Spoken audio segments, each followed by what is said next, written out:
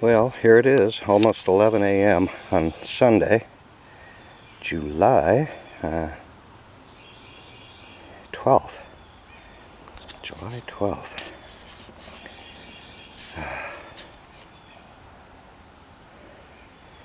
Anyway, I just spent the last hour and a half upstream, and I think I found another dump, though I'm not convinced it hasn't been dug. But if it has, it was a long time ago, maybe 50 years ago.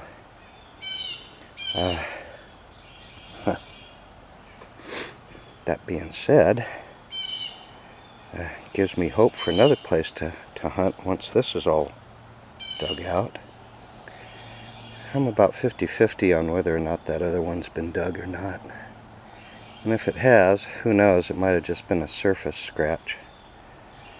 The reason I think it's been dug is there's too much large metal pans, and it looks sort of like, well, hard to see back in there, but looks like they just tossed the old pans out behind them. It's a pretty steep hillside, so if it has been dug out, there's an awful lot that's still up on the hillside. Anyway, won't know till I get up there and start digging around. It's a good hike from here, though. Yeah, it took me about a half an hour just to find the damn thing from here. And then, of course, I had to look on the other side for opposite dump.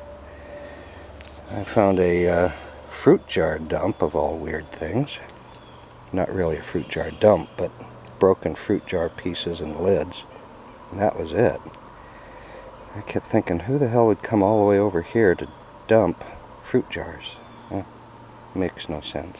Anyway, I'm here to possibly finish out this corner.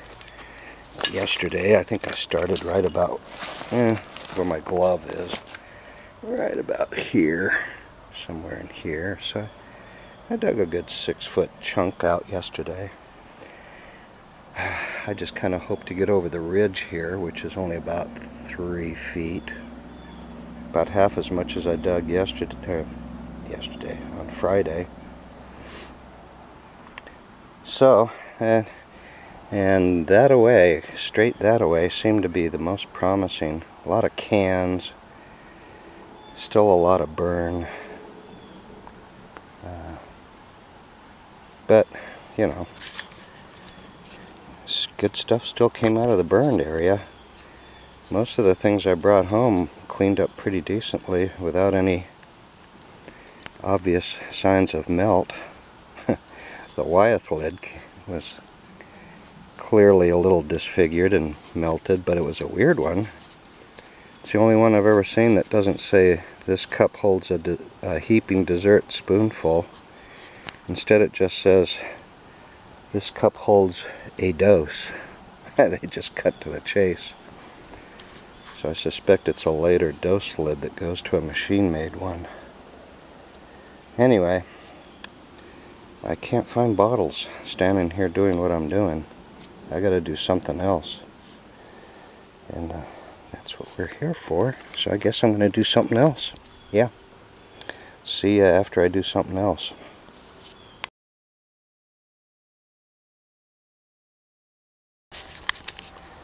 Well, in less than 5 minutes, I just dug up probably the best bottle of the day.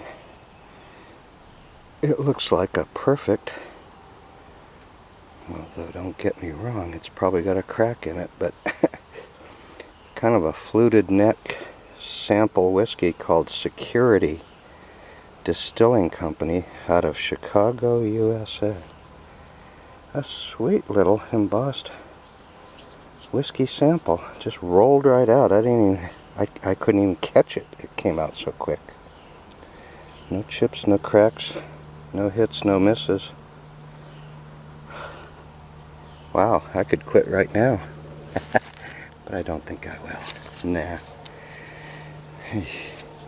Might be it's Harder's Wild Cherry Bitters sample right behind it. You never know.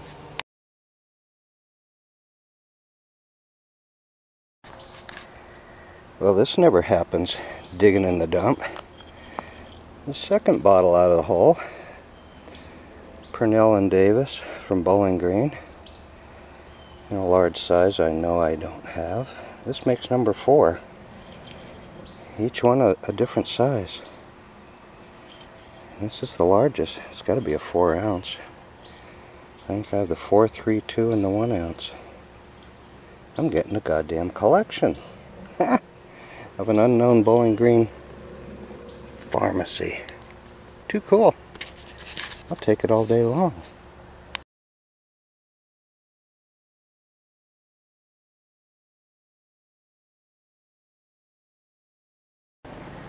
Okay, well, after, I'm guessing a couple hours of digging, I topped off a bucket of junkers for the museum, and we had a pretty darn good day today. Aside from that one Bowling Green druggist, we got a second one, probably a size 3. We got a little Smith's Bile Beans, a pretty amber cone ink, a Louisiana soda, came out of the top, so it's machine made, but no big boo-hoo there. This I'll get back to in a minute, because that one's weird. Got another Ed Pinot tool top, a rare Kilmer's medium-sized swamp root, and a Liquizone. Out of all the round unembossed amber bottles, finally dig up one of those. Here's another lid to one of those Eddie and Eddie fruit jars. And I'm back to this guy. What's funny is, Friday I dug up the aqua version to Crystal Bottling Works from Monroe City, Missouri. And I think I even said I got the clear one at home somewhere. Well, I went home, looked for it, can't find it. I think I sold it at the bottle show. And I was bummed because it was turning a nice amethyst color from sitting in my window for 10 years. And I was thinking to myself, going back down and searching again, because I didn't do a full court press search, just a good search. And I thought, no, I better hold off on that. You never know, you might dig one. Very next dig, look what comes out, a clear one with some amber color to it. I mean, it's turning. It's got, yeah, see, it's got some purple to it. Not only that, this morning on eBay, guess what I was looking up? I was looking up sample bottles, not necessarily whiskeys, but I would just Google sample. And was scrolling through all kinds of whiskeys. I know I didn't come across this one. Isn't that funny? I think of something and I dig it up. Apparently I'm not thinking BB Springs hard enough. Okay, so I'm going to go to sleep every night for the rest of this week, month, whatever, thinking BB Springs. And then I dug up this little plate and I noticed it's got nail holes on the sides. And then I kind of was able to make out it's sort of got some stamping somewhere in it. So rather than mess with it out in the wild here, I'm going to take it home and have a little surprise with it, see how it cleans up. And see what the heck it is. Probably says Westinghouse fan or something on it. Yeah, who knows. Anyway. It was a fun dig today. Yeah, very productive. I'm shocked. And it was easy digging. Originally I had planned to shovel all of this out, which would have taken me good 45 minutes probably to get down where I was. And I looked over here and I thought, this looks like easy digging. I'll poke around in there first. Easy digging became easier digging, became productive digging. So now I'm going to pack everything up, move it away, and then bring down this edge and see if I poke up one more good bottle before I go. That's the plan. Get back to you if it pans out.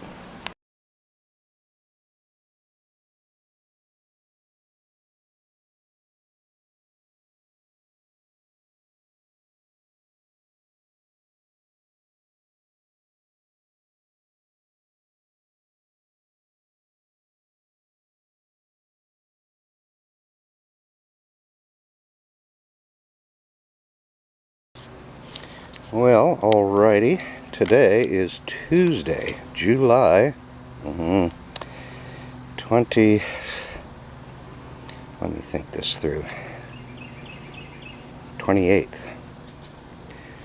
July 28th. Last time I was here, I gave it hell back into there, and it was still going that way, and there's still a good ridge there. Maybe another 4 or 5 feet. So that's what I was thinking about doing today, was maybe cleaning out this ridge here. As I dug this way, this way became less interesting, shall we say. Not much bottle glass, not much glass at all. And this way, it was thinning out as well. But that way kept on going. So it's almost like it tumbled down into this. I'm gonna try to get up here. There's sort of a bit of a ravine right there. And this just kind of looks like it tumbles down into what's showing. So anyway, that's the plan. We're gonna get at it. Cross our fingers, because I'm only gonna be here a couple hours at the most, which will be one of my shortest digs, and it usually takes me 3 hours to hit something of any decency. So maybe the bottle goddess will be kind. Last time I was here, the first bottle and the last bottle out of the hole were the best ones. Yeah, so maybe I can repeat that in shorter time. Less than 3 hours anyway. Alright, we'll see you when I got something worth showing.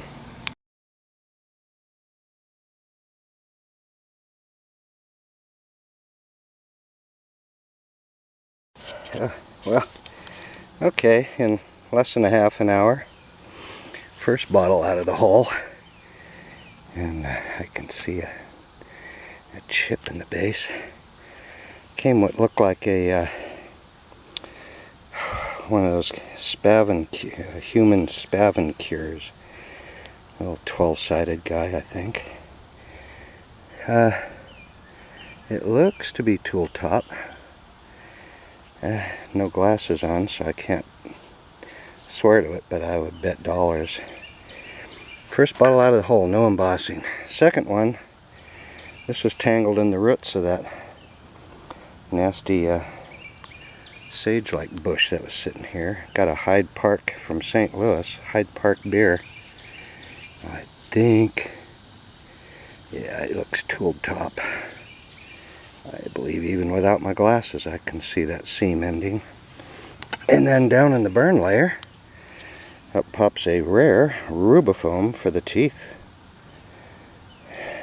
I'd like to dig up a sample. I've never dug up a sample one. I've dug up samples to everything else, right? And then 3 nondescript nothings. So we're batting 500 at this point. Oh no, wait. A little less than that. We're batting 2 out of 6 of embossed bottles. Oh well. See, I still think that one should be embossed, so I'm counting it that way. Anyway, I think I forgot to mention the time. I started 5 minutes before 3, and it's about 20 after now.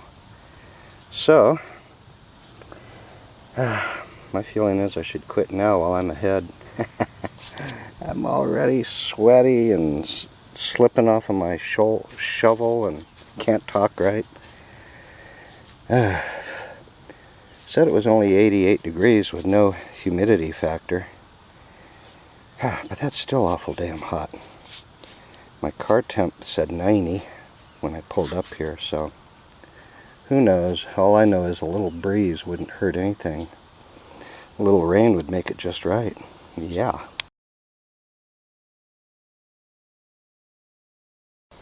Okay, well, I almost never get a chance at a in situ photo op. I have no idea what this is. I can feel a panel and embossing, and it feels big. If I had to guess, I'd say a hood sarsaparilla. But that's just if I was blind and feeling half a bottle. So we'll come back when we get her ready to wiggle. Yeah, I promise. Alrighty, I kind of knocked it loose a little bit. And it's ready to rock and roll here. What do we got? It's big. Looks like a Hood's. God, is the kid good or what? I think that says Hood's Sarsaparilla on it. I think that's what I called. Yeah. Yep. Alrighty, well. Good to know I still have my sixth sense ability. Yeah. After 56 years of doing this, you gotta get good at some part of it.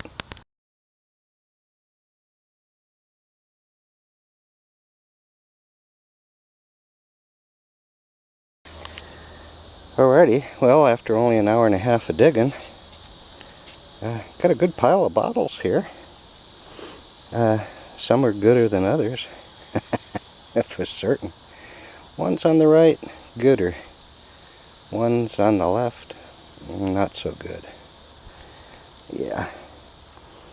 Anyway, I think I'll give it another half hour, clean this latest collapse out.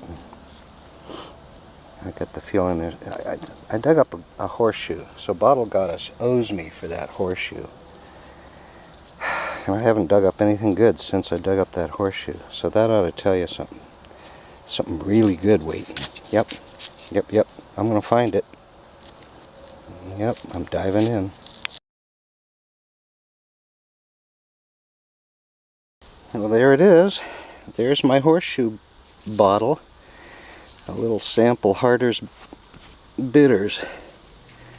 I've dug 3 or 4 broken ones so far.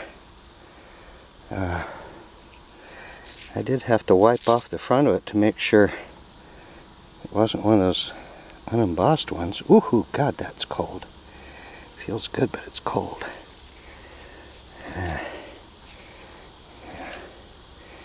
I can see Dayton on it. Those are supposed to be older, but I'm not so sure. I've seen some pretty old looking St. Louis. As a matter of fact, I have 3 of the regular size, 2 from St. Louis, and the one from Dayton. Look, Dayton looks way older than... let me see. I got that reversed. 2 from Dayton, 1 from St. Louis, and the St. Louis one looks really old. Anyway. Made the day right there. Yes, indeed. I know you can't read it. I guess I ought to give it the old shirt rub. There we are.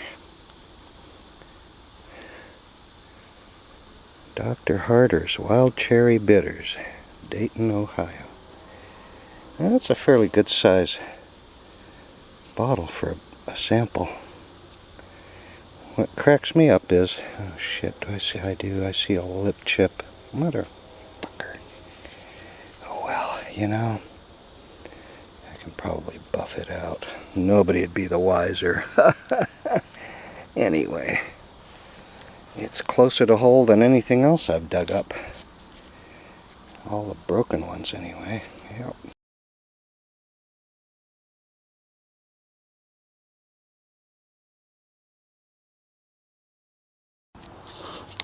Okay, after only 2.5 hours of digging, glad I came back to this spot, because I think I got damn near a bottle every 5 minutes out of here. The real good one, and I don't see any chips or cracks, is an Emerson Sarsaparilla. 3 bottles, guarantees a cure, from Kansas City, Missouri. I think there's another one that's 2-citied, KC and Chicago. Anyway, I'm thrilled to death. I almost bought one of those bad boys. And then another Wyeth at the very end. Surprise, surprise, no cap. Yeah. All in all, a fun and productive dig. They're all fun, but They're more funner when they're productive. Yeah.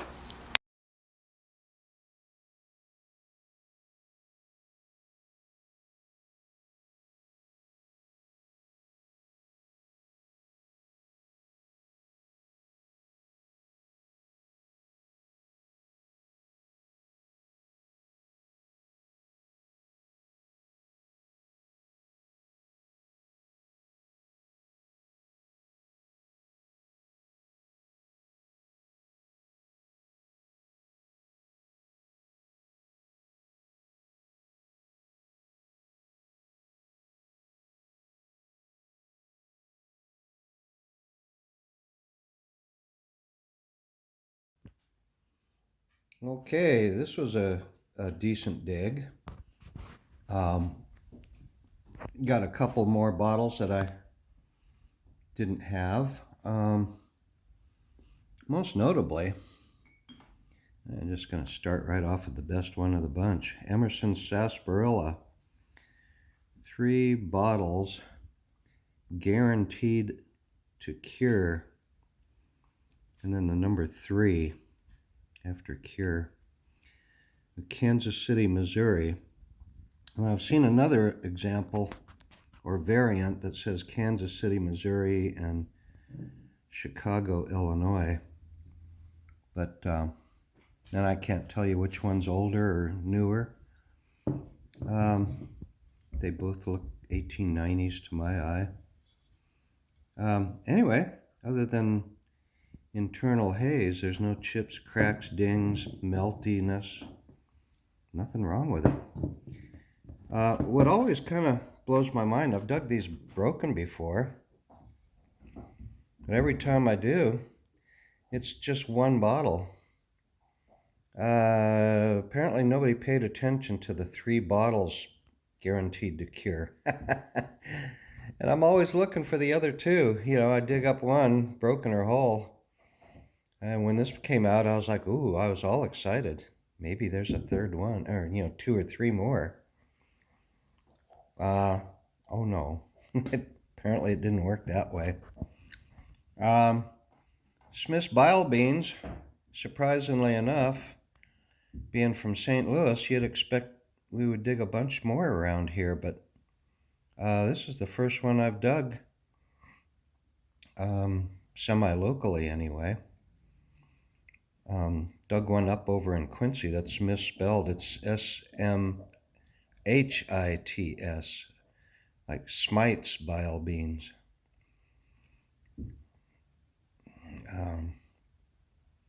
But anyway, these are always a favorite. They're always fun to dig. And an amber cone,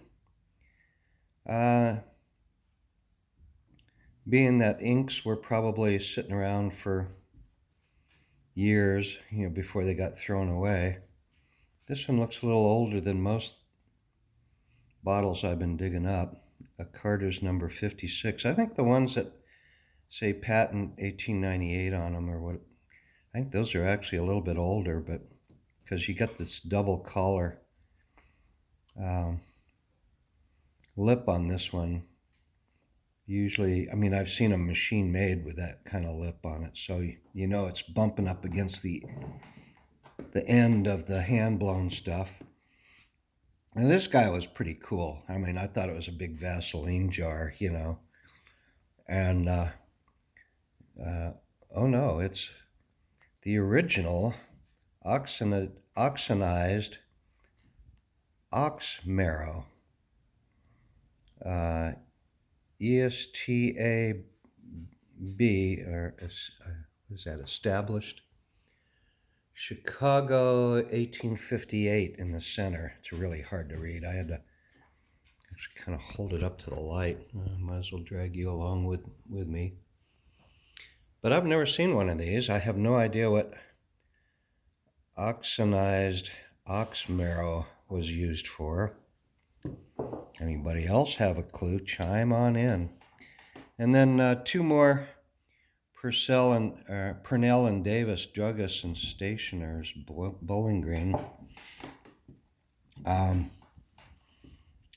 Always a welcome sight in my shovel,